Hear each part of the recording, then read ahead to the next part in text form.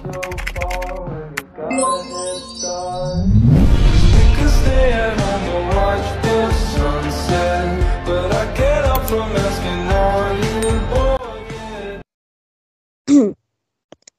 semua, kenalin aku Priska. Ada teman-teman aku juga nih. Halo, aku Rafael. Halo, aku Reta. Gimana nih kabar kalian? Baik dong, sibuk banget nggak sih akhir-akhir ini jadi lama nggak ketemu? Ini kan udah mau weekend. Gimana kalau kita jogging bareng? Jadi gimana? Manahan gimana? Ih, Manan kan rame, mana tempatnya kotor sama nggak enak buat jogging lagi. Wah, ketinggalan info nih.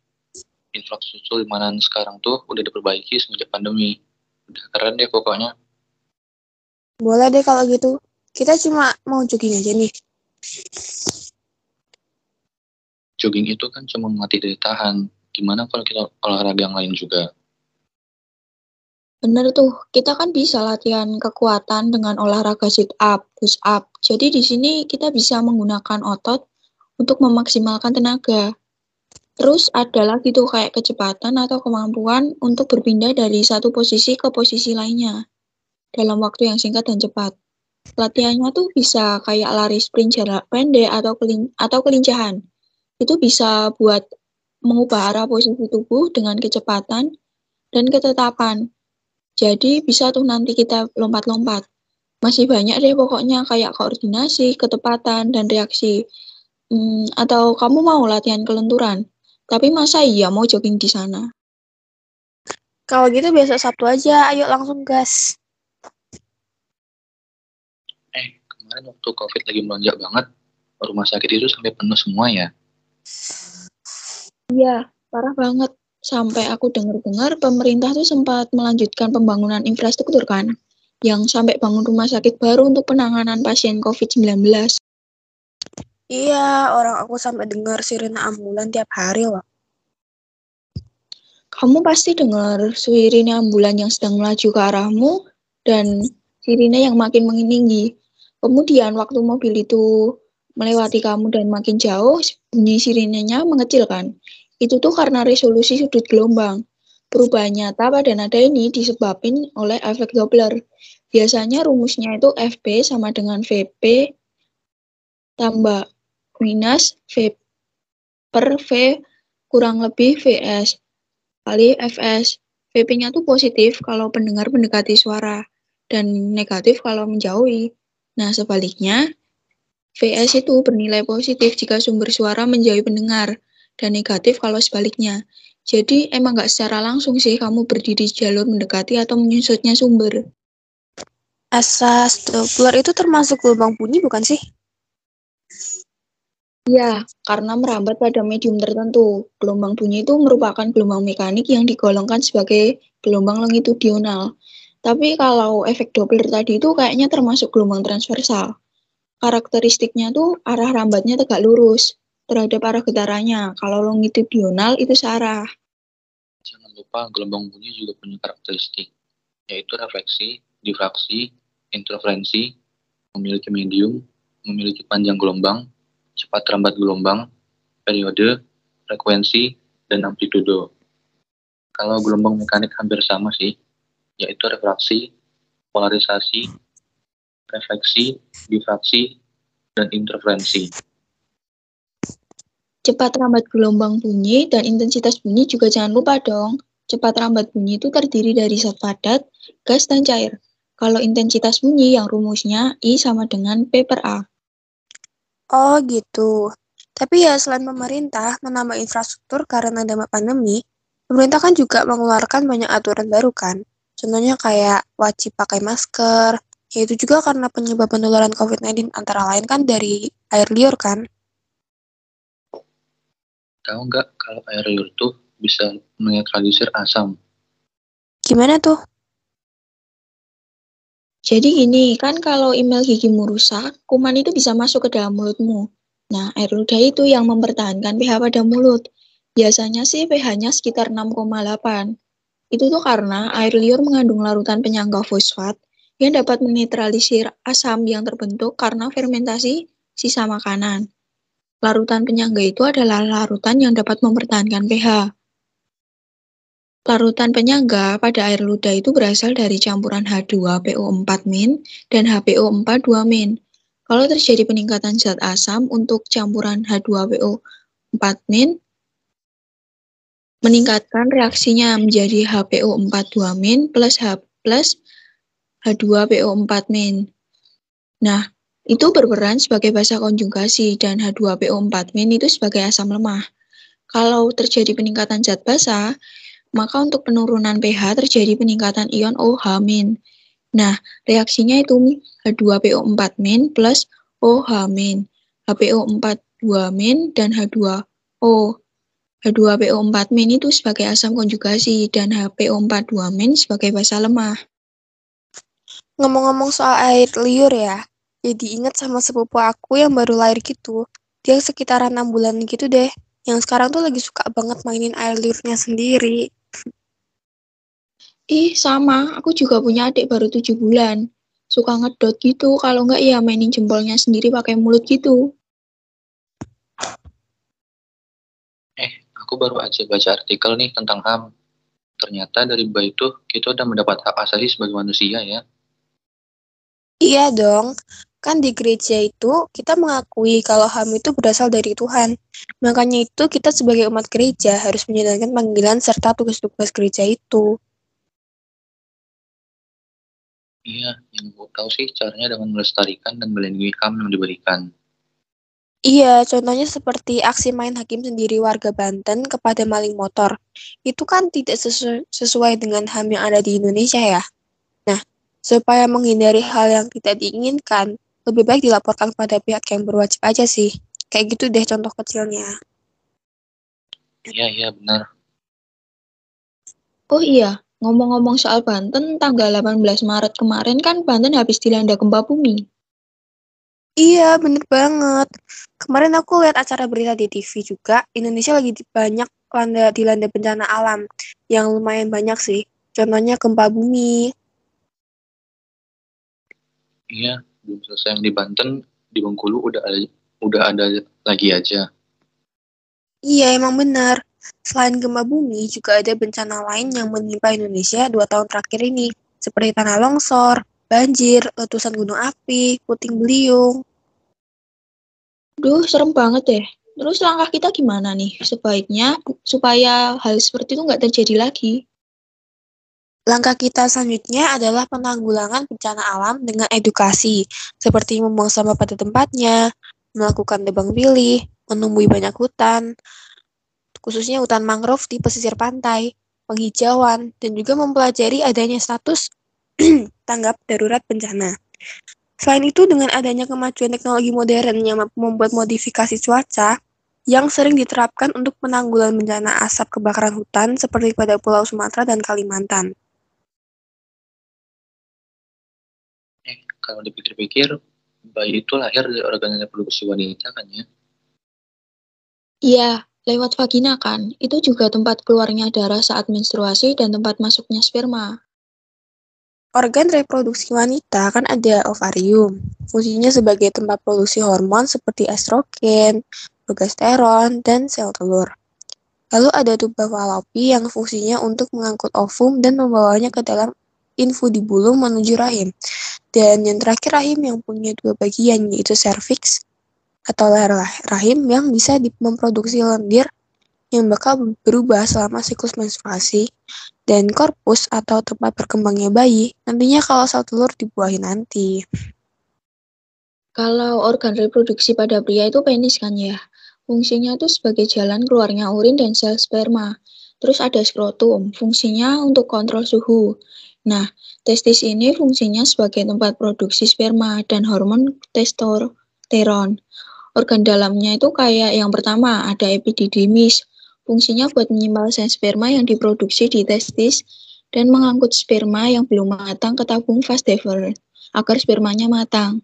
Terus ada kelenjar prostat. Itu fungsinya buat memberi cairan tambahan pada proses ejakulasi biar spermanya tetap sehat. Terus ada kelenjar bulbouretar. Fungsinya itu melumani uretra dan menetralisir keasaman. Terus ada juga vesicula seminalis. Itu buat menghasilkan cairan fruktosa, sumber energi sperma. Uretra juga buat saluran yang membawa urin atau sperma keluar tubuh. Dan yang terakhir itu ada vas deferens. Fungsinya mengangkut sperma matang ke uretra untuk menyiapkan ejakulasi. Adikmu masih minum ASI nggak sih? Masih deh kayaknya. Bukannya emang ASI itu penting ya? Banget dong. ASI merupakan cairan susu yang diproduksi ibu, yang merupakan makanan terbaik untuk memenuhi kebutuhan gizi bayi. ASI yang diberikan ke bayi dari lahir sampai 6 bulan ke depan, itu namanya ASI eksklusif.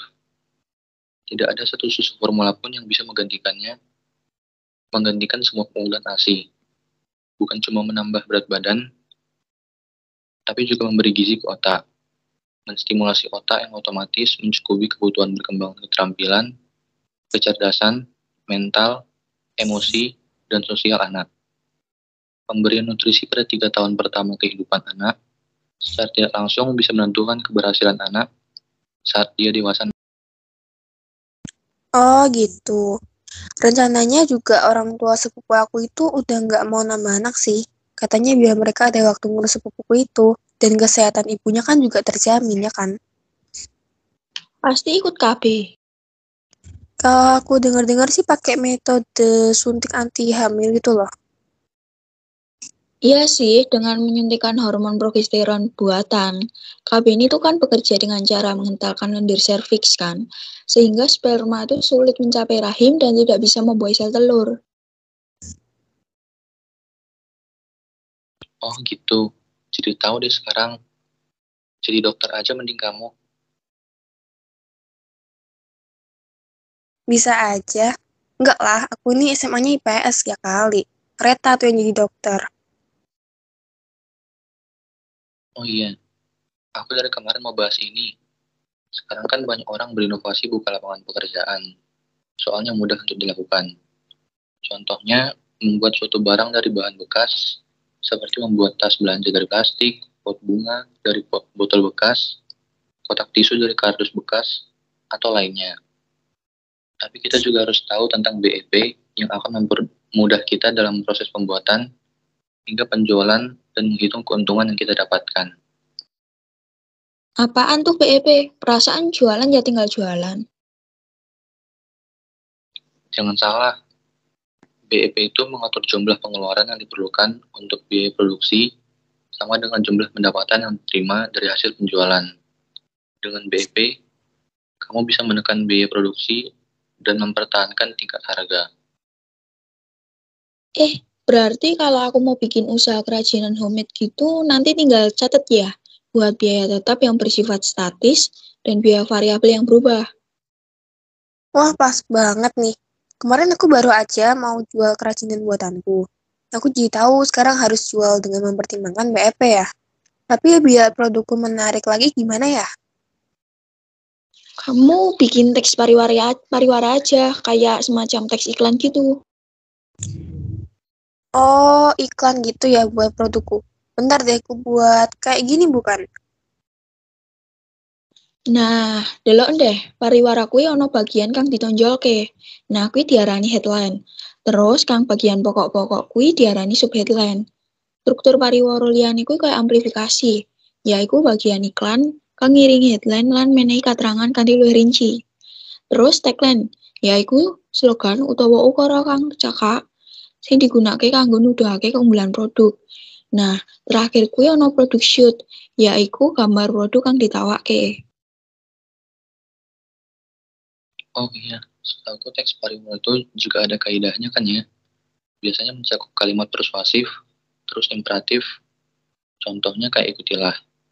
Terus biasanya berilma juga jadi pengulangan nadanya itu bikin menarik. Kayak di teks pariwara juga harus positif, ringkas, dan sesuai fakta. Kamu jual di online juga nggak sih? Maunya sih gitu ya. Jual aja, Orang semenjak pandemi itu sekarang serba digital. Beli barang lewat online, bahkan makanan aja online. Iya, benar. Aku sering tuh beli lewat aplikasi Shopee Food, praktis. Apalagi buat kaum mager kayak aku. Apalagi revolusi industri di masa sekarang dibantu banget sama teknologi. Banyak pelaku bisnis berinovasi dalam transformasi digital semenjak pandemi. Ya contohnya dengan hadirnya aplikasi online kayak gitu. Cara pesan lewat Shopee Food itu gimana sih? Kepo nih aku mau Gini. Download Shopee app on Play Store, Android, and App Store. In iOS, login or create a Shopee account first if you don't have one. Click Shopee Food and select the merchant you want. Choose the desired menu by clicking the plus icon in one of the menus and press checkout. Choose a food discount voucher and free shipping if any, then click claim. 6. Select the desired payment COD or use Shopee Pay. Click order now. The last one, finally, wait until you get the Shopee food driver and the order will be processed immediately by the restaurant merchant. asik. Bisa. Nah, Rafael kan sekarang udah bisa nih order food lewat Shopee Food. Kalau order Gojek bisa juga nggak nih? Apa jangan-jangan belum bisa? Wah, ya bisa dong. Kemarin sih aku baru belajar sama Priska cara order Gojek. Nah, Rafael kan sekarang udah bisa pakai Gojek nih. Gimana kalau kita besok jalan-jalan ke museum-museum di Solo? Kayak di Colomadu gitu kan asik ya, banyak tempat pariwisata. Iya ayo ke sana. Dengar-dengar museumnya dulu bekas pabrik gula ya? Emang benar? Iya bener, dulunya museum itu adalah pabrik gula milik Belanda demi kepentingan Belanda sendiri. Akhirnya infrastruktur Belanda dulu digunakan di Indonesia, khususnya kota Solo ini sebagai tempat pariwisata yang edukatif juga. Selain itu kan buat pemasukan keuangan juga kan. Oh, baru tahu aku malahan. Kalau ngomong soal pemasukan ekonomi, menurut kalian ekonomi Indonesia itu gimana? Stabil-stabil aja atau terpuruk atau maju sih? Perekonomian Indonesia dibandingkan apa dulu nih? Dibandingkan negara lain atau dengan masa penjajahan Belanda? Kalau dibanding masa penjajahan Belanda gimana? Gini, aku bantu jawab. Di Indonesia kan saat ini berada dalam masa pandemi ya. Kalau di masa pandemi, kan perekonomian terhambat. Banyak tenaga kerja yang di PHK. Terus banyak perusahaan yang gulung tikar dan lain sebagainya. Yes, benar. Nah, hal itu membuat Indonesia yang tadinya akan menjadi negara maju, kini masih menjadi negara yang memiliki keterpurukan ekonomi di saat ini. Memang, pandemi saat ini sudah mulai melandai dan perekonomian sudah mulai stabil. Tapi kan hal ini merupakan pemulihan dari adanya keterpurukan ekonomi di masa pandemi sebelumnya kan? Oh, gitu ya. Terus hubungannya kesamaannya sama masa penjajahan Belanda? Jelas sama sih kalau dibanding dengan masa penjajahan Belanda dan ekonomi Indonesia di saat pandemi. Kan dulu pada masa penjajahan, rakyat Indonesia dipaksa harus kerja roti loh. Tanpa makan dan minum kan ya? Orang-orang dibiarin gitu aja, tapi harus tetap dipaksa kerja. Serem ya, emang patut diacungi jempol sih ini. Iya. Nah, kerja rodi itu juga bukan buat kepentingan rakyat Indonesia loh, tapi buat kepentingan orang-orang Belanda yang ada di Indonesia. Seperti contoh infrastruktur Belanda gitu. Itu kan yang membuat adalah ribuan rakyat Indonesia yang dipaksa kerja rodi, hasilnya seperti pembangunan jalan raya, pembangunan gedung-gedung, pabrik, dan infrastruktur lainnya. Oh, gitu ya. Jadi paham. Kalau masa saat ini harus berjuang di masa pandemi yang apa-apa sulit ekonomi. Kalau di masa penjajahan harus berjuang demi kepentingan negara lain. Ya, nggak kerasa ya, udah lama nih kita ngobrol sana-sini. Iya nih. Oke, jadi sekian dari obrolan kita bertiga hari ini. Tetap stay safe ya teman-teman. Selalu jaga jarak, memakai masker, dan hindari kerumunan. Gak lupa, jangan lupa vaksin COVID ya. Terima kasih. Bye.